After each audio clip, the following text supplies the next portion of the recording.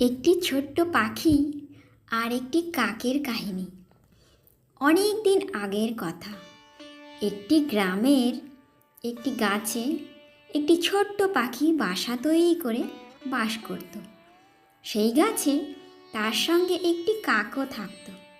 তারা নিজেদের খাবার সেই গ্রাম থেকেই পেয়ে যেত। একদিন সেই গ্রামে কোনো কারণে আগুন লেগে যায়। আগুন বেড়েই যাচ্ছিল, আর গ্রামবাসীরা নিজেদের প্রাণ বাঁচানোর জন্য এদিক ওদিক পালিয়ে বেড়াচ্ছিল। সেই ছোট্ট পাখিটি এইসব দৃশ্য দেখে চুপ করে থাকতে পারল না।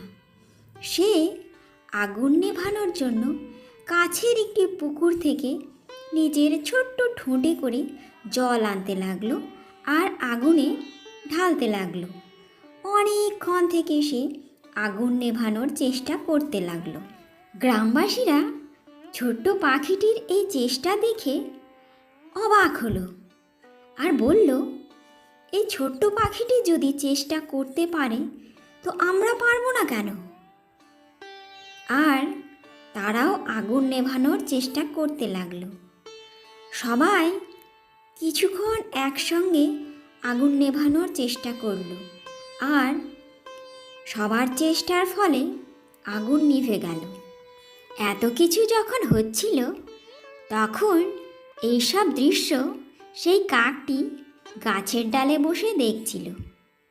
আগুন নেভার পর কাকটি ছোট্ট পাখিটির কাছে গেল আর বলল, তোর ঠোঁটে করে জল ঢেলে আগুন তো নিভতো না, তো তুই এসব করছিলি কেন?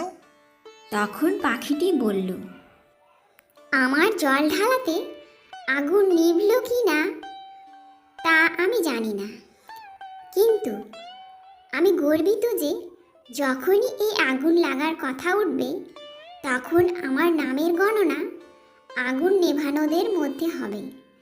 তোমার মতো চুপ করে বসে তামাশা দেখাদের মধ্যে নয়। এই বলে ছোট্ট পাখিটি সেখান থেকে উড়ে চলে গেল।